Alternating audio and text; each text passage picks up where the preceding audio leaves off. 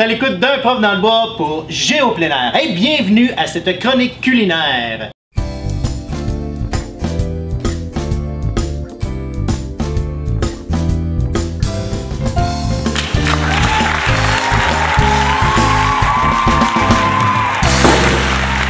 En plein air, j'aime énormément apporter des barres énergisantes. C'est très pratique, très facile à utiliser. J'en lance une dans le fond de mon canot, une dans mon sac à dos et j'en partage d'autres avec mes amis. Mais quoi de mieux que les faire nous-mêmes? Commençons par une recette qui est très simple et qui ne demande aucune cuisson. On peut impliquer les tout-petits à la maison. C'est une recette aussi qui convient à toute personne qui sont allergiques aux noix et aux arachides. Pour ces petits, c'est toute une motivation d'aller manger ses propres barres en plein air. Pour cette recette, vous allez avoir besoin de fèves de soya croquantes, de graines de lin moulu, de graines de sésame, de miel, de beurre, de graines de tournesol, de chocolat noir, de fruits lyophilisés ou de fruits secs. Alors, mélangez des fèves de soya croquantes, des graines de lin et des graines de sésame. Alors, bien mélanger tout ça. Ensuite, on peut incorporer le miel, le beurre de sésame qu'on connaît aussi sous le nom de tahini. Tahini, c'est tellement beau, hein? Hey, les plages de tahini! Tahini, mis du temps pour en mettre dedans?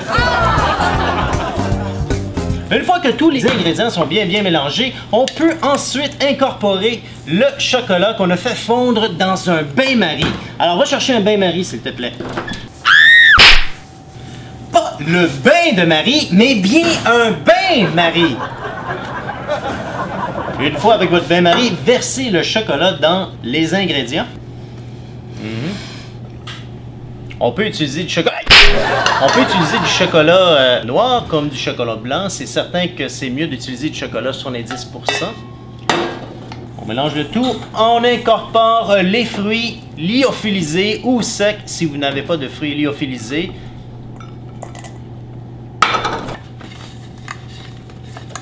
Ça devient un mélange assez difficile à brasser. Une chance que mon assistant barbu est là. C'est vraiment un gars qui a des gros muscles, même s'il ne s'entraîne pas. Il a des grosses fesses aussi.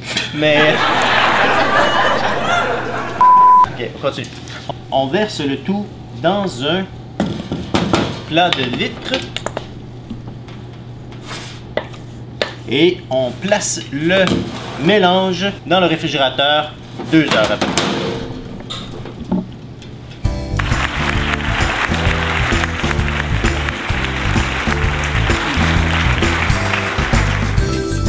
Oublions ces barres chocolatées, ces barres sucrées et allons vers quelque chose d'un peu plus salé, d'un peu plus goûteux, d'un peu plus chaud avec une touche de tabasco. Au chocolat caliente! Bon, là, il y a trop d'ingrédients pour que je puisse tous les lire, donc faites pause et notez-les. On mélange les farines dans un bol, la levure chimique et le sel. Fais-le! Allez! Mélange, assistant barbu!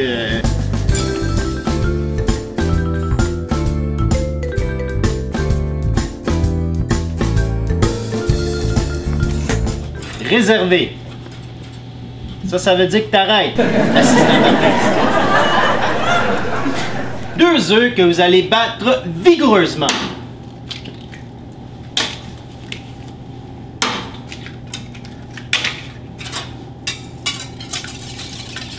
Vigoureusement. Vigoureusement. Vigoureusement. Ensuite, incorporer le tabasco et le sucre.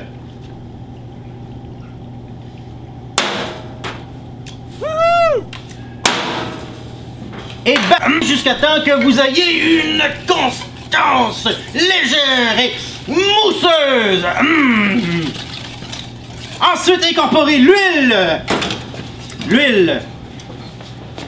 L'huile.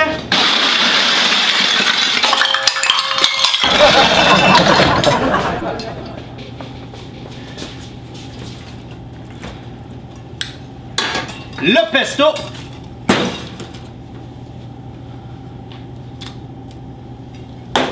et le vapeur.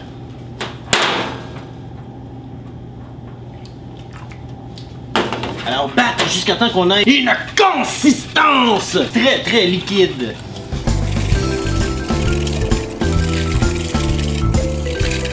OK.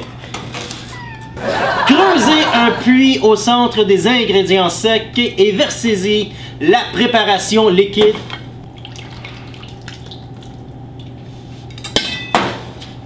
Alors, vous voulez être certain de bien humecter tous les ingrédients, que ça soit très humecté. Humecte. Oui, alors c'est bien humecté. Ensuite, on peut y rajouter les poivrons rouges, le fromage emmental et mettre un petit peu de poivre pour agrémenter un petit peu tout ça. Brasse.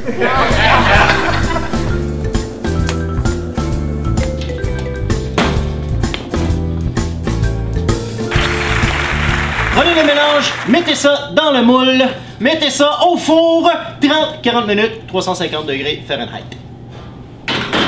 Que fait l'équipe de tournage lors de la cuisson? On vous montre les vraies affaires.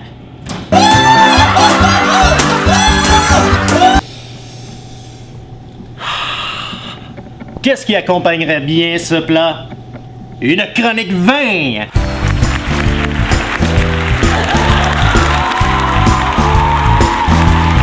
Alors, j'aimerais vous présenter Dominique Fontaine, un expert en vin de plein air! Merci beaucoup, Pascal. Donc ici, on a 2 vins aujourd'hui à vous proposer. Très facile au transport. Un vin espagnol, un vin portugais.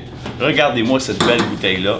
Elle est très métallique, très boisée, très sol argilo-crayeux, très rouge. Vin rouge. Très dégustable. Qui se déguste avec un barbecue, ainsi qu'avec des bonnes barres alimentaires. Parlons-en, peut-être qu'on aura la chance de pouvoir écouter à quelques reprises si notre ami Étienne ne les finit pas.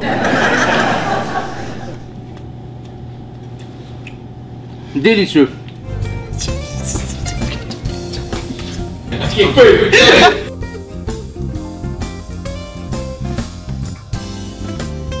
Vous trouverez ces 2 recettes ainsi que plusieurs autres sur le site de Géo Plein Air. C'est un prof dans le bois pour Géo Plein Air qui vous dit bon appétit et à la prochaine. Je l'ai jamais dit, quoi! C'est bon! Ok, c'est bon. On passe à la prochaine scène.